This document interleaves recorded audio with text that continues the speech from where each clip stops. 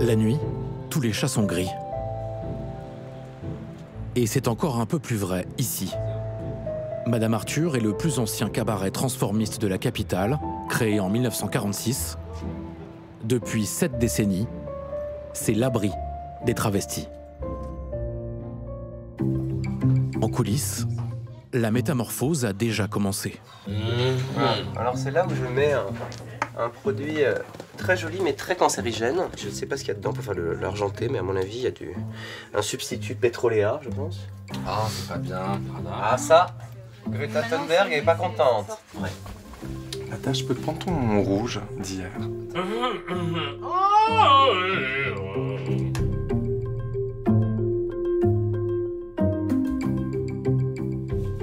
Ce soir, les créatures travestissent Céline Dion. On ne change pas,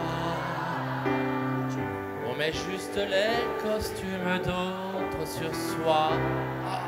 Entre ces murs, les paroles de ces chansons prennent une autre saveur.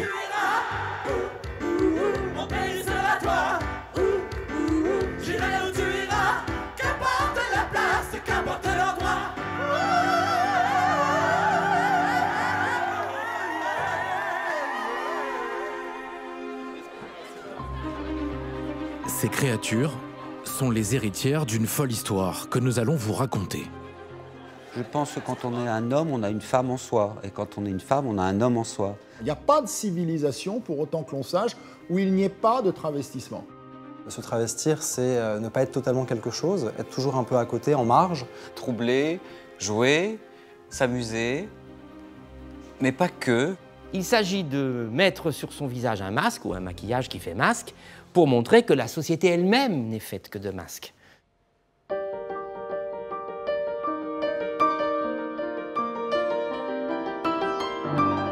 Pourquoi les hommes se déguisent-ils en femmes et les femmes en hommes? Pourquoi le travesti a-t-il commencé par nous faire rire avant de nous faire réfléchir? On va vous dire comment des travestis ont infiltré la cour de Versailles. Disons que... Comment formuler ça? Mais aussi la comédie française. Qu'est-ce qui vous dit que je suis une femme? De Charlie Chaplin à Sarah Bernard. De la scandaleuse Colette au sulfureux Gainsbourg. L'histoire d'un interdit, d'un tabou dont on se joue. Où certaines personnes ressentent cette espèce de folie interlope. Voici comment le travesti est passé du statut de paria à celui d'inspiration.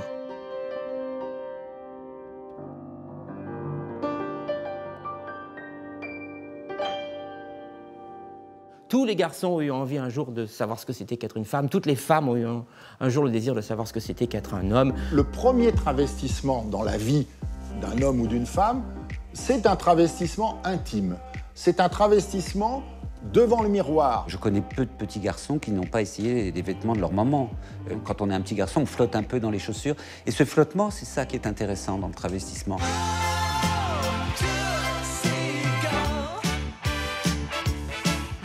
Tootsie, Dustin Hoffman. Alors que le film est beaucoup moins révolutionnaire qu'on croit, parce qu'il quand même, il reste un homme qui est amoureux d'une femme. Toute l'ambiguïté du film, c'est que la femme ne peut pas tomber amoureuse d'une femme. Enfin bon, bref, bah si, elle tombera amoureuse à condition que ce soit plus une femme, que ce soit un homme. C'est quand même ça, le film Tootsie. Dorothy. Je ne parle pas. Je vais t'expliquer. Non, je t'en prie, ne dis rien, je t'assure. Mais il y a une raison. Je ne sais pas ce que tu crois, Julie. Mais ça, personne ne sait. Écoute, c'est ma faute. Non, la mienne. Non, la mienne. Non, la mienne. Visiblement, je viens d'avoir la même Mais je pulsion t'en que prie, toi. ne t'en pas si vite, cette pulsion. Cette pulsion est normale, Julie. Ah, si seulement tu me voyais sans ma robe. Je suis sûre que tu comprends quoi. Pendant très longtemps, le travestissement ne sert qu'à rire. Officiellement, sans ambiguïté. Ce qui est très intéressant, c'est que la plupart du temps, dans les films comiques, le travestissement est circonstanciel. Je pense à des films comme Tootsie ou Madame Doubtfire, dans lesquels, pour des raisons de scénario, à un moment donné, un personnage, un acteur au chômage, un père de famille divorcé qui veut revoir ses enfants, se déguise en femme. Et en femme pas sexy. Bonsoir. Madame Hillard, je présume. Oui, je suis Miranda Hillard. Iphigénie Doubtfire. C'est forcément une régression. On joue sur cette idée du grotesque, sur ce côté du personnage qui n'est pas adapté. C'est-à-dire qu'on a un personnage qui ne sait pas marcher avec des chaussures féminines éventuellement, ou dans une robe. Donc c'est toujours un personnage emprunté, un personnage ridicule, et qui donc génère le sourire, le rire, et quelquefois des quiproquos.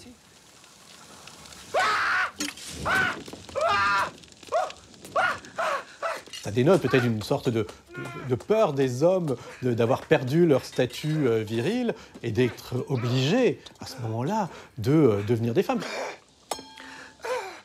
Quel désastre!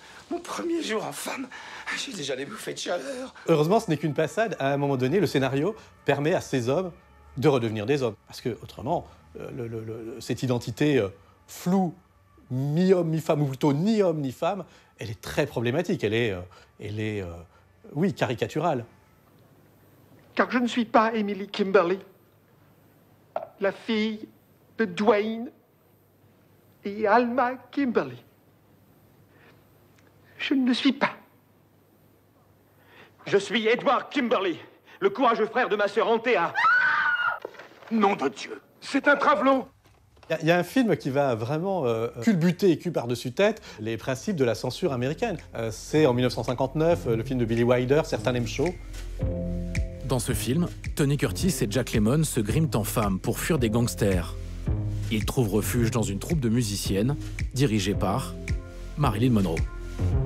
Mais Jack Lemmon prend goût à son travestissement et un milliardaire va s'éprendre de lui ou d'elle.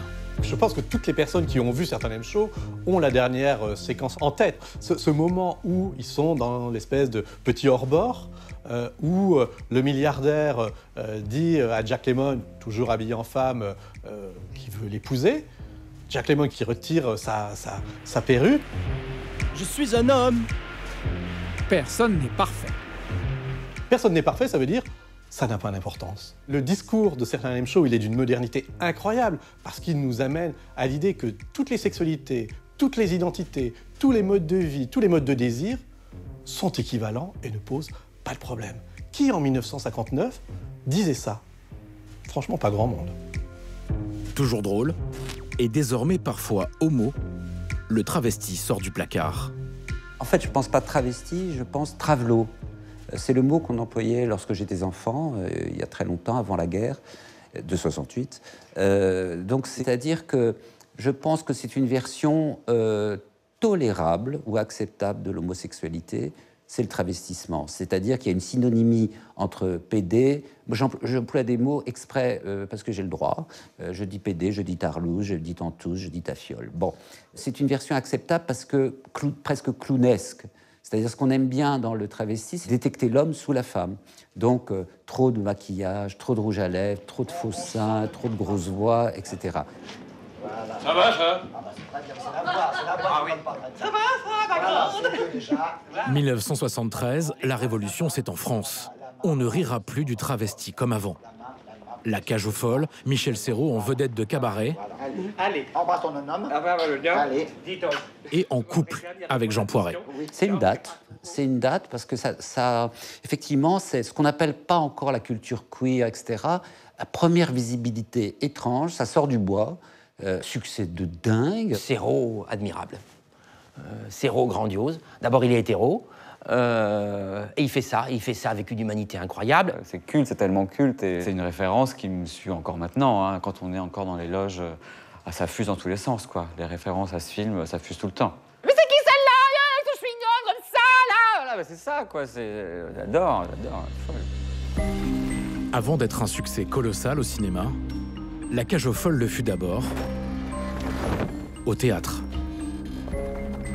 Et 47 ans plus tard, la voix de Michel Serrault y résonne toujours.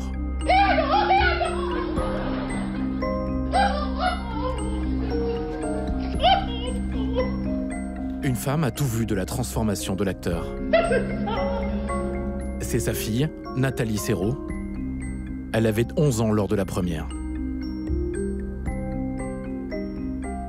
Arriver ici, monter dans la loge avec lui et puis le regarder se préparer, se maquiller, se changer, c'était merveilleux. J'étais comme une petite spectatrice parce que lui était très sérieux dans ce qu'il faisait, donc il mettait beaucoup d'attention pour se préparer. Ne me tirez pas les cheveux. Mais... Non, non. J'étais même pas étonnée, à la limite, qu'il joue une femme, enfin, qui se transforme avec une robe, etc. Je trouvais ça plutôt rigolo. Puis quand j'entendais la salle, et puis quand je voyais ma mère qui pleurait de rire, je vous dis, c'était tellement extraordinaire. Mon manteau, Mais tu vas pas ôter ton manteau. Mais je ne peux pas répéter. Mais mon chéri, non, mais tu as le diable au corps. Tu ne pouvais pas t'apercevoir que tu avais un besoin de raccord dans l'après-midi, non? Faut que tu fasses ça au dernier moment. Oh là là, tu sais vraiment. Voilà. C'était l'histoire d'un couple, un couple d'hommes. Dans ce couple, il y a Zaza qui est très exubérante. C'est une folle. Pour moi, c'est pas un mauvais mot, hein, mais voilà. C'est quelqu'un qui est très... Elle est exubérante, Zaza. Elle aime les bijoux, elle aime le rose, elle aime être posée comme une femme. Et je pense qu'il s'est aussi, pour certaines séquences, il s'est inspiré de vraies femmes. Hein. Ça, j'en suis sûre, il me l'a dit, de toute façon. Prends ta biscotte à pleine main. Allez.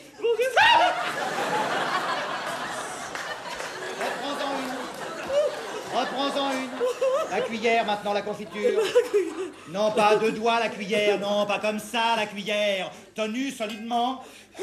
Alors. Pas comme une cuillère à peau non plus, alors. Oh non, Charles, pas comme une cuillère à peau.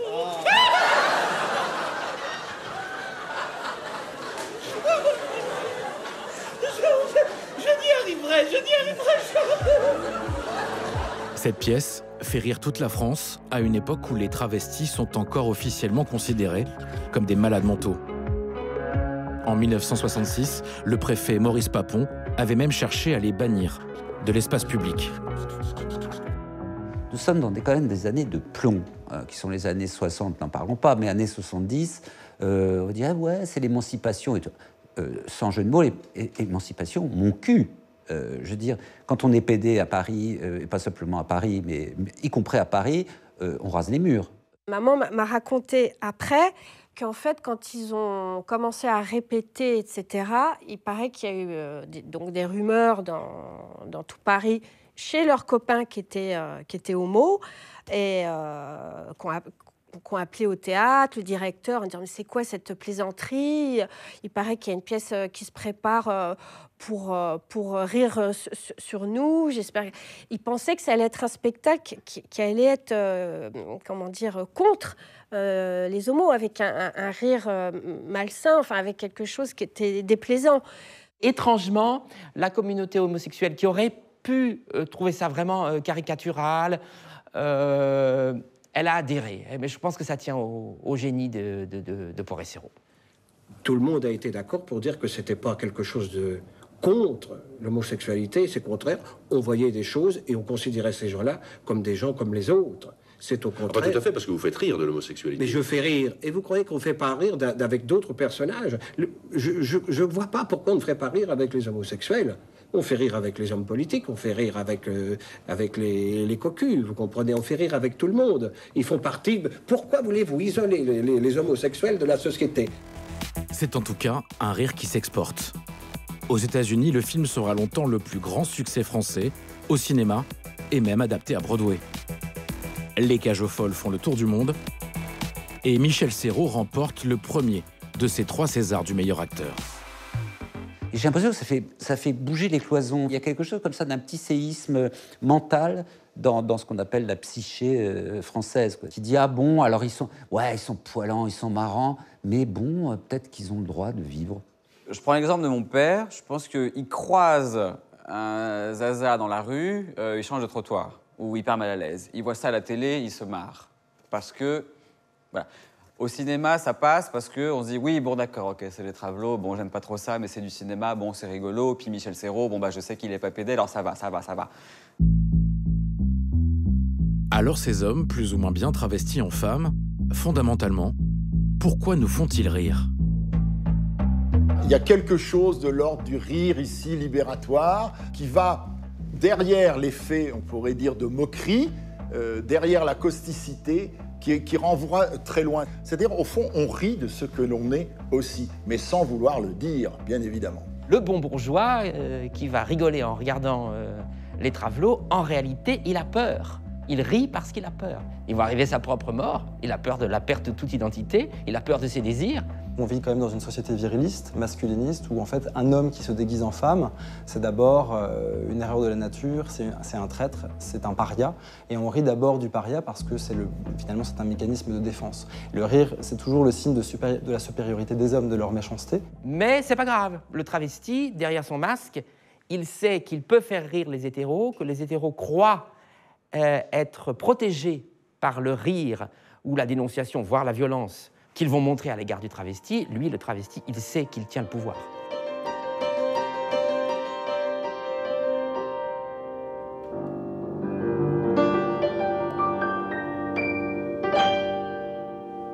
Je pense que le travesti en France arrive, comme tout le théâtre, par la commedia dell'arte. Tous les travestis chez Molière sont des viragos, sont des duègnes, des femmes savantes, etc. C'est-à-dire que c'est tout de même une représentation grotesque.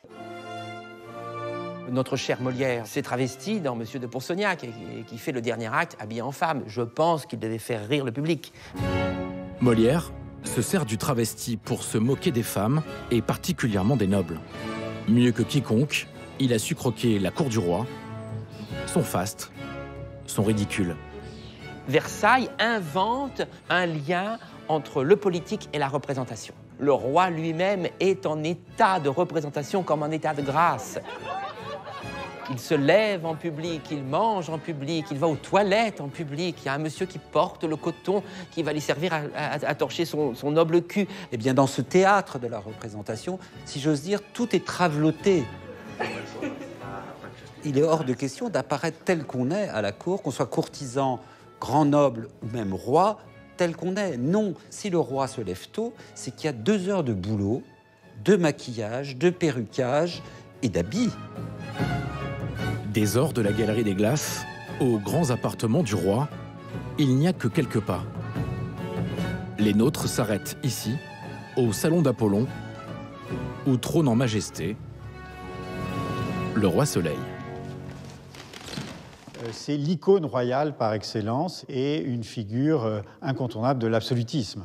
C'est un portrait assez déconcertant parce qu'on y voit accumuler tout le faste du pouvoir. Il y a ce grand manteau royal qui servait lors du sacre, il y a les insignes du sacre, l'épée de Charlemagne, le sceptre de Charles V, la couronne royale qui est posée sur un coussin, il y a toute une mise en scène. Ce qui frappe dans ce portrait d'apparat, ce sont les attributs choisis par le roi lui-même. On les dirait travestis.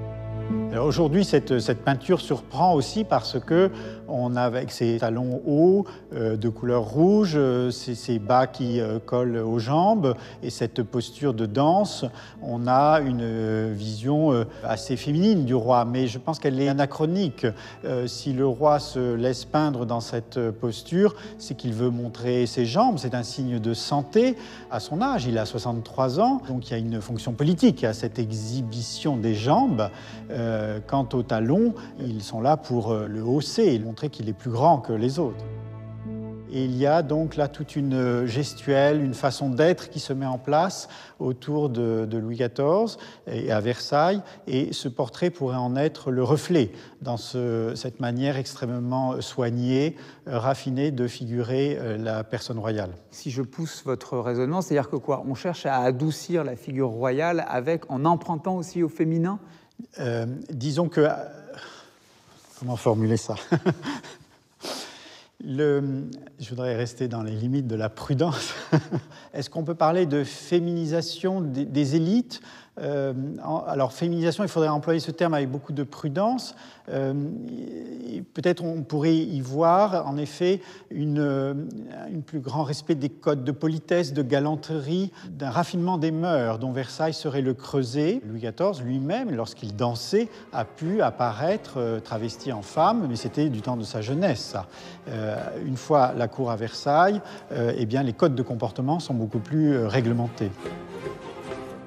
C'est une immense cour quasiment de travelot, Versailles. Tellement ils sont plumés, enfin les hommes sont habillés, ils sont presque plus fardés, poudrés, maquillés, rouges à lèvres, Louis XIV compris, les machins, les mouches et tout le bordel, que les femmes.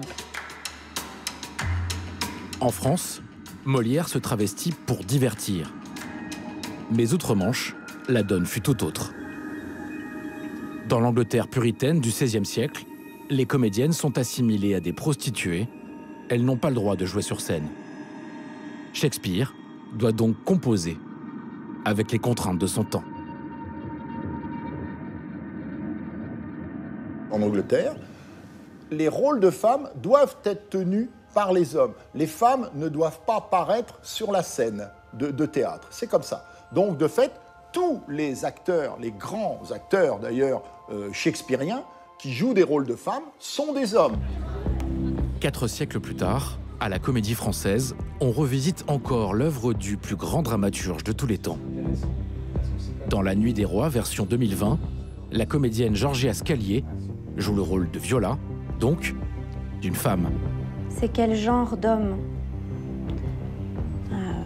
Genre humain. Mais déguisée en Césario, donc un homme. Je suis un homme. Bon, mon amour pour mon maître est sans espoir. Mais je suis une femme. Au même moment, dans sa loge, un autre travesti du français, Serge Bagdasarian, se glisse dans la peau de Camille, le héros de la pièce Interlope qu'il a mise en scène ces dernières années.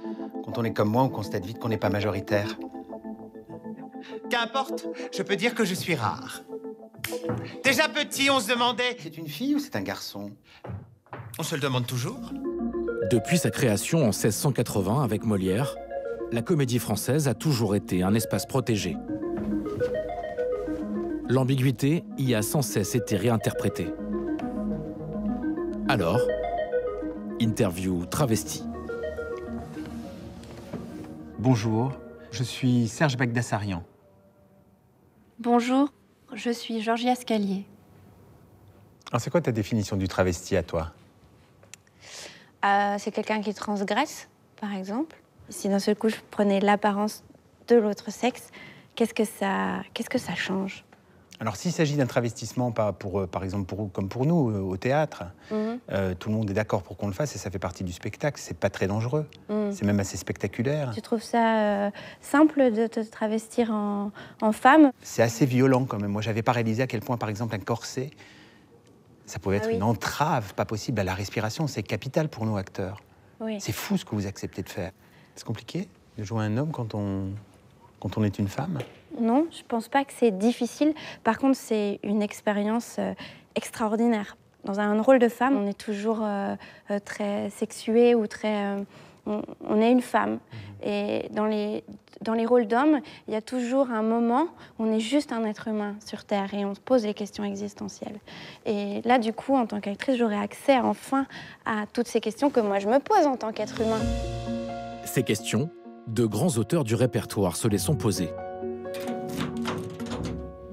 À quelques pas de la salle Richelieu, dans les entrailles de la Comédie Française, sommeillent des documents aussi rares que précieux.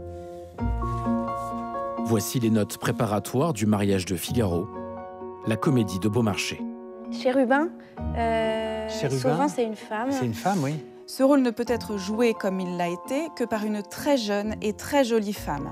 Nous n'avons point à nos théâtres de très jeunes hommes assez formés pour en bien sentir les finesses. Chérubin est un personnage ambigu, source de troubles et de discorde. On est vraiment dans un entre-deux, finalement, dans quelque chose qui n'est ni un enfant, ni un adulte, ni un homme, ni une femme. Ça va plus du tout être la même chose à la fin du 19e siècle, puisqu'une actrice très célèbre, Sarah Bernhardt, va s'emparer de certains personnages masculins, et cette fois, elle assume des personnages qui ont été écrits pour des hommes. Image rare, filmée en 1899. Voici Sarah Bernhardt, sous les traits d'Hamlet, au duel. On n'imagine pas la superstar qu'est Sarah Bernhardt à la fin du 19e siècle. C'est au-delà de Madonna, quand même. Non, mais c'est vrai. On lui construit un opéra pour elle au Brésil, à Manaus, pour elle, pour qu'elle puisse venir jouer au fin fond de la jungle amazonienne. Enfin, c'est délirant. Un rôle d'homme propulse définitivement l'actrice au firmament. Lorenzaccio, écrit en 1833 par Alfred de Musset. Voici le manuscrit original. La pièce ne sera jouée pour la première fois que 50 ans plus tard, et c'est Sarah Bernard qui s'en empare. Le personnage de Lorenzaccio, en fait, est ambigu sur le plan de l'orientation sexuelle, puisque il y a une scène où il embrasse Laurent de Médicis. Lorenzaccio, donc on l'appelle Lorenzetta quand même dans la pièce. Donc ça veut dire qu'il a un rapport à sa féminité et au lien amoureux qu'il a avec le duc. Hamlet dans son refus de l'hétérosexualité. Tous ces personnages-là sont des personnages qui déjà au niveau du genre sont en déséquilibre. Qu'est-ce qui vous dit que je suis un homme? Qu'est-ce qui vous dit que je suis une femme? Alors les femmes commencent à se travestir effectivement au 18-19e siècle, mais c'est finalement un peu à rebours des hommes travestis. Elles se travestissent pour en fait occuper une place dans la société et se hisser dans la société. Les femmes aussi étaient amenées à se travestir en hommes parce qu'elles n'étaient pas admises dans tous les milieux, dans les cafés et salons littéraires. Lorsqu'elles se présentaient physiquement, il fallait qu'elles aient l'apparence d'hommes. Le grand exemple littéraire aussi un peu Maus, si je m'excuse de la grossièreté, c'est George Sand. C'est George Sand, donc il s'appelle Georges, quand même, donc c'est quand même assez gonflé, et donc qui, on le sait, déambule à Paris sur les grands boulevards, habillé en homme, il n'y a pas plus féminine, enfin le nom de mec que s'est tapé George Sand, la Vénarde, enfin c'est dément, quoi. Je la remettrais dans la catégorie des nobles et des privilégiés qui peut se permettre de se promener en homme, alors que, par exemple, beaucoup d'autres femmes qui sont très soumises à la loi à l'époque sont obligées d'aller en préfecture pour demander l'autorisation de porter le pantalon. Il y a 100 ans encore, il était interdit à Paris, par décret de la préfecture de police, pour un homme de s'habiller en femme et pour une femme de s'habiller en homme. Ces femmes, travesties en hommes, inquiètent la police. Mais nous allons découvrir qu'à partir du 19e et pendant une bonne partie du 20e siècle, les autorités vont accorder au compte-gouttes des permis de travestissement. Alors voilà le fameux dossier DB58 aux archives de la préfecture de police. Le préfet de police informait que beaucoup de femmes se travestissent. Alors déjà là, on a une information précieuse. Beaucoup de femmes se travestiraient et cela causerait donc divers désagréments, des méprises pour les agents de police. Une femme désirant s'habiller en homme devra se présenter à la préfecture de police pour en obtenir l'autorisation. Des femmes s'habillent en homme pour de multiples raisons. Pour changer d'identité, voyager incognito. Dans les usines, des femmes grimées en hommes viennent défier les inégalités de genre. Dans ce dossier, où il est question d'une ouvrière à Paris qui découvre que dans l'atelier d'à côté, les hommes font le même travail que dans l'atelier des femmes, mais sont payés le double. Et elle démissionne et elle revient habillée en homme pour se faire embaucher dans l'atelier des hommes. Et elle va pouvoir s'émanciper de cette manière-là, accumuler des économies pour pouvoir devenir propriétaire et quitter son statut d'ouvrière.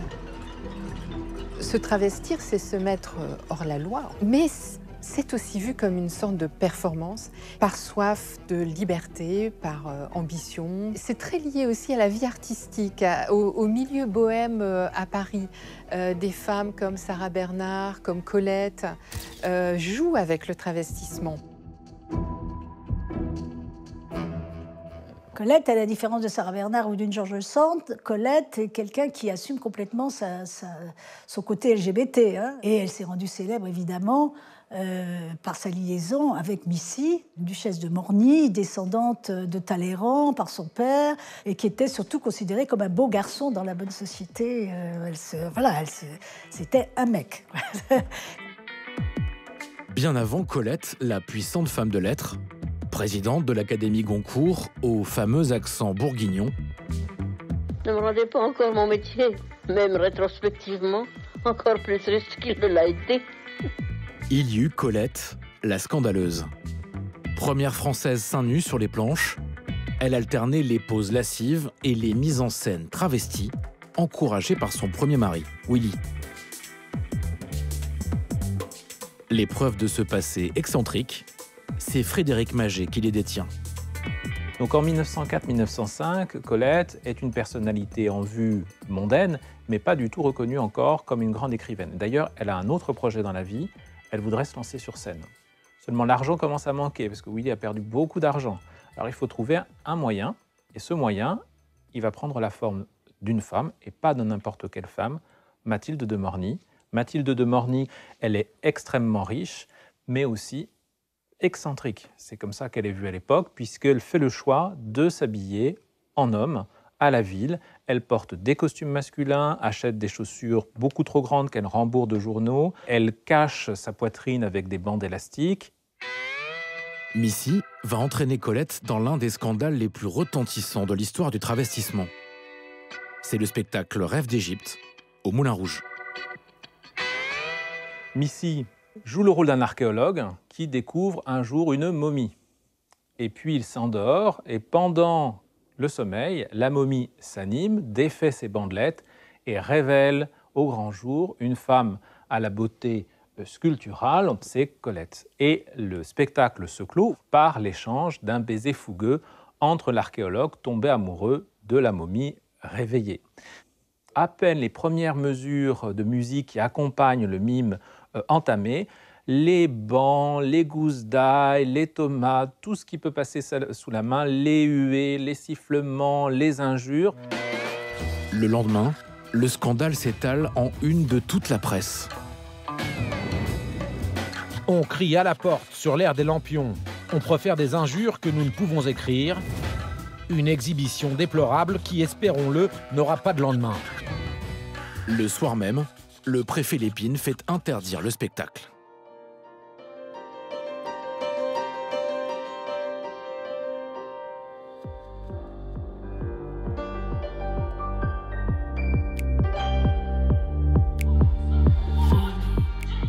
Un siècle plus tard, les travestis sur scène font beaucoup moins scandale. Voici leurs derniers héritiers en date. Entre le bruit de la tondeuse et le bruit du... Dans cette petite cuisine d'un appartement au nord de Paris, Alexandre, Hugo et Paul se glissent dans leurs habits de lumière. On est tous les trois en train de se coller les sourcils, donc la partie la plus glamour de la préparation, où on utilise de la colle pour se coller les sourcils, donc rendre la surface lisse, snatched, et ensuite pouvoir mettre le fond de teint par-dessus et puis dessiner les sourcils plus haut, redessiner des choses pour modifier l'aspect général du visage. Ce soir, ces drag queens se produiront en spectacle. Le Wicca, la casquette à perruque. 3 amis, originaires de Lyon, moyenne d'âge 24 ans, qui reprennent le flambeau du travesti. On ne peut pas dire vraiment que j'incarne une image parfaite de la femme, puisque j'ai une grosse pilosité masculine. Et donc là, dans ce sens, on peut dire que je suis plus performeur drag queen. Et en fait, j'aime bien mélanger ces codes hyper féminins et hyper masculins en gardant ma barbe. Et donc jouer un peu sur les genres, le trouble dans le genre. Je vais m'habiller. Mais là, c'est bon. Satisfaite.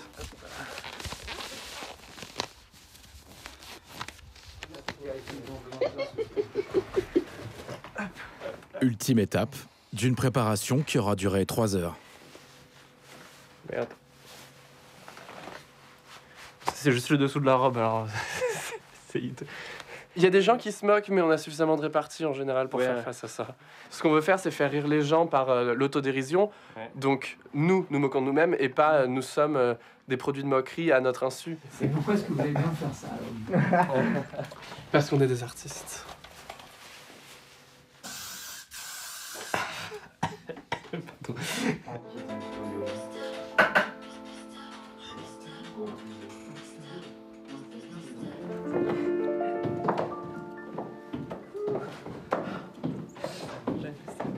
Je ne suis pas nymphomane, on me blâme. Je ne suis pas psychopathe, ça m'épate. Je ne suis pas... schizophrène. Je ne suis pas karatéka, ça me met dans l'embarras. Je pense qu'on est tous en fait avec cette idée de masque qui pèse sur nos épaules et que l'on se met sur le visage, que ce soit sur le genre, l'orientation sexuelle, la croyance religieuse, la croyance politique, la place en fait au sein même d'une famille. Mes parents sont ok. Au début c'était difficile, mais parce que incompréhension. Parce qu'ils pensaient que le drag, ben voilà, c'était tout se mélangeait dans leur tête. Ils pensaient qu'en fait c'était des soirées partout, que c'était des trucs comme ça, de la prostitution, que c'était des choses comme ça. Et là du coup on a eu The Talk. Et donc du coup c'était un peu l'éducation des parents parce que. Et quand je lui ai dit ce que c'était, elle a dit ah mais oui en fait c'est ok. Ben, j'ai fait bah oui mais tu pensais quoi? Et elle m'a sorti des choses les plus sombres de l'humanité. Les enfants, s'il vous plaît. Le consortium et Fleur Bonely!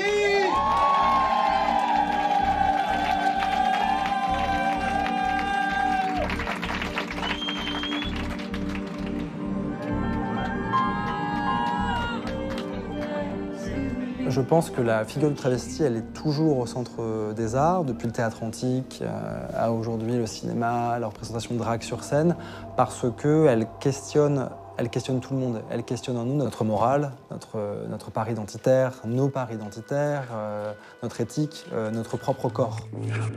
Drag queen, performeuse ou comédienne, c'est parce qu'elle est au centre des arts que la figure du travesti va conquérir l'espace public. Mais il a d'abord fallu sortir de la clandestinité.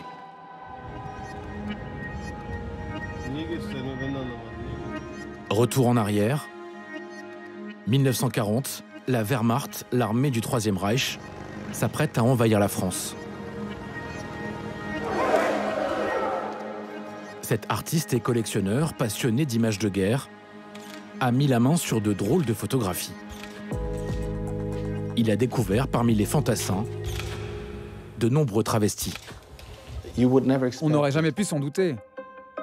Mais plus j'ai fouillé, plus j'ai collectionné, plus je me suis aperçu que se travestir dans la Wehrmacht n'était pas une grande exception, mais au contraire quelque chose de très habituel.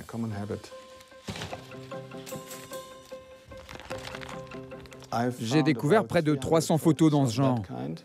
Là, par exemple, on voit une scène très improvisée, un homme habillé en femme, avec derrière un drapeau et sa croix gammée. Des soldats en guêpière, des mises en scène théâtrales, sur le front ou dans leur caserne,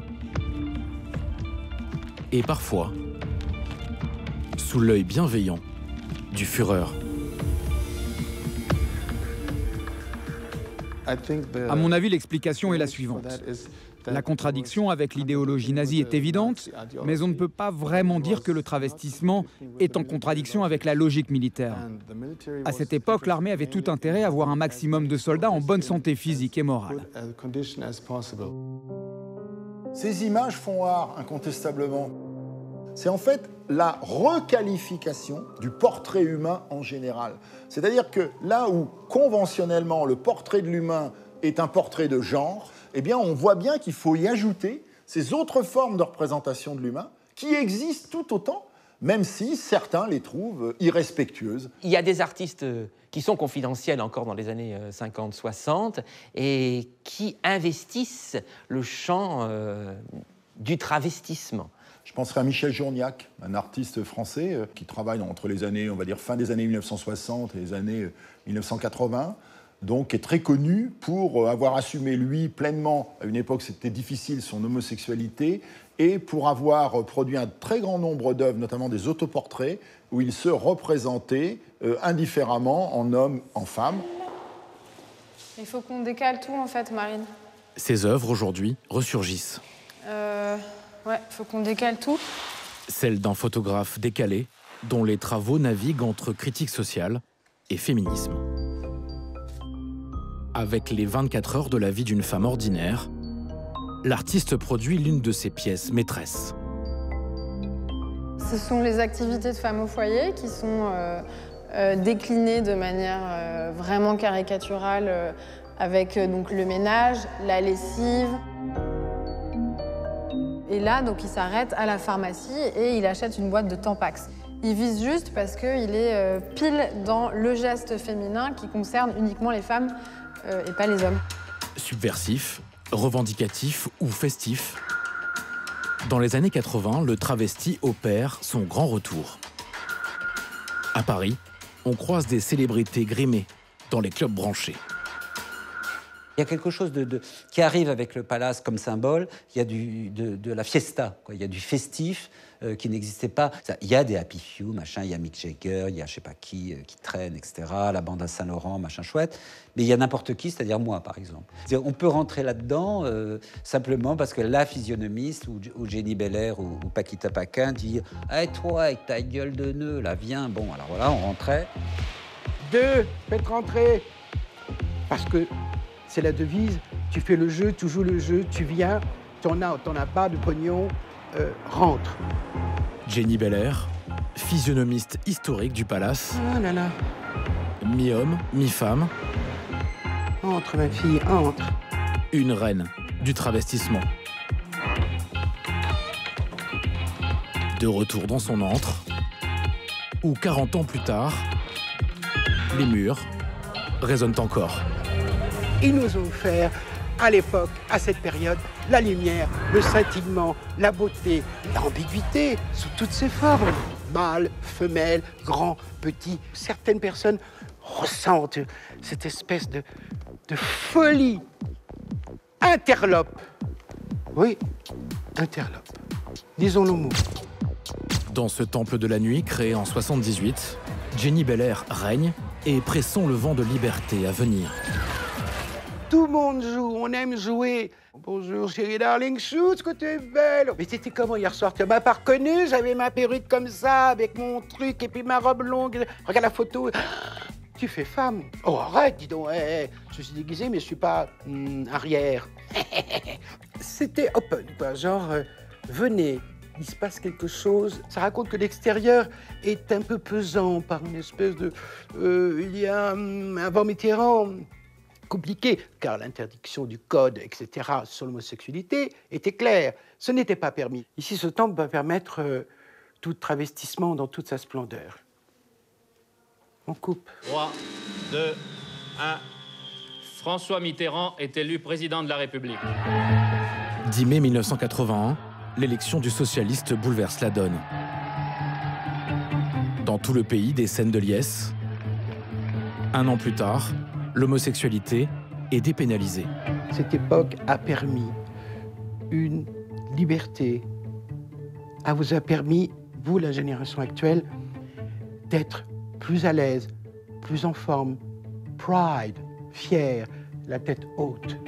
I am what I am. Et alors? Soudain, le travesti glisse. De la contre-culture à la pop culture. Le torrent Gainsbourg est de retour sous la forme d'un album à 30 cm que tout le monde considère déjà comme un événement musical haut de gamme, doublé d'une odeur de scandale dont Gainsbourg est coutumier. Et quant à la pochette du disque, elle donne le ton. La photographie signée là encore d'un grand nom, William Klein, est déjà une première provocation. Et je voudrais vous demander d'abord d'où vous est venue cette idée de vous travestir, Serge Gainsbourg. Je ne sais pas pourquoi le rouge à lèvres serait le privilège des femmes. Je sais pas, je trouve que j'ai une belle bouche. Enfin, des femmes me l'ont dit, des hommes également. Celui qui a saisi la féminité du macho Gainsbourg a aujourd'hui 91 ans. J'étais en tournage en Italie et j'avais un message à l'hôtel. Il y a un monsieur Gainsbourg qui veut vous joindre. Je dis qu'il téléphone plus tard parce que nous, on tourne jusqu'à très tard la nuit. Finalement, il m'a joint. Il a dit « Je suis en perte de vitesse, il faut que je sorte un nouveau disque et je veux être en travelo. » Alors j'ai dit « Quoi, une vieille pute décatie ?» Il a dit « Non, je veux être belle. » J'ai dit, comme dit De Gaulle, vaste programme. William Klein est une légende de la photo. Dès les années 50, il bouleverse l'approche du portrait. Je voulais faire une photo en noir et blanc et tu vas fumer, comme ça, en cachant un peu le visage. Voilà, on a fait la photo. Ben, c'était une provocation de sa part, il n'était pas très ravelot, mais ça a marché. Il ne faut pas oublier la provocation. Si certains sont provoqués, c'est pas moi qui les propose. Il y avait des tabous au 19e siècle. Nous sommes au 20e siècle, bordel. On reconnaît que c'est lui, il ne ressemble pas forcément à une femme, mais c'est Gainsbourg travesti avec des fossiles, du maquillage et des bijoux. Il est très étroitement lié au milieu travesti, Gainsbourg, parce qu'il a travaillé chez Madame Arthur. Il remplaçait son papa au piano. Et Gainsbourg, ses premières chansons, il les a composées pour les travestis avec lesquels il travaillait. Gainsbourg a toujours caché ses premières chansons écrites pour des travestis. En 1955, il compose Antoine Le Casseur pour Lucky Sarcelles. Ce morceau, jamais enregistré, inédit, le voici. Antoine Le Casseur, c'est lui que j'ai dans mon cœur. Avec son blaze, il a du vase, il réussit toujours son coup. C'est pour lui que je fais le tapin, que je vends le valseur et le tout-team. Et si lui c'est un chaud lapin, on peut dire que moi je suis une chaude lapide. Les caves que j'ai pondues. Gainsbourg, il n'est pas vraiment travesti, finalement, il est juste un peu maquillé sur une pochette. C'est pas si audacieux que ça, hein, finalement. Il a juste mis un petit peu un fossile et un peu de make-up. Ces 30 dernières années, d'autres pousseront l'audace beaucoup plus loin pour faire du travesti une inspiration, un genre. Le travesti sur scène dit à la société « Je sais que tu me prends pour un traître, je sais que tu me prends pour un paria, mais voilà, moi je sais qui je suis et moi je sais que je suis l'avenir. » Il y a, je dirais aujourd'hui, un phénomène de balancier, puisque longtemps, cette figure a été privée de représentation. Maintenant, le balancier va dans l'autre sens, et la représentation explose. Jusqu'à quel moment? Jusqu'au moment où, finalement, on considérera qu'être travesti, c'est être absolument normal. C'est plus le sujet. Travelot ou pas travelot aujourd'hui. C'est plutôt deviens ce que tu es, deviens ce que tu as envie d'être, un homme ou une femme. J'adorerais aller dans la rue comme ça. Voilà. Une fois, parce que j'en ai envie ce matin. Tiens, ce matin j'ai envie. Allez, j'y vais. Et puis demain, pas du tout. Que ce soit normal. Le travesti est présent dans l'histoire de l'art parce que le rôle de l'art, c'est de dire la vérité. Et que le travesti dit la vérité. Et la vérité la plus fondamentale, c'est que nous allons mourir. Que nous ne sommes rien, que nous sommes juste des acteurs sur une scène pour un petit moment avec un masque. Et que tout le reste n'existe pas.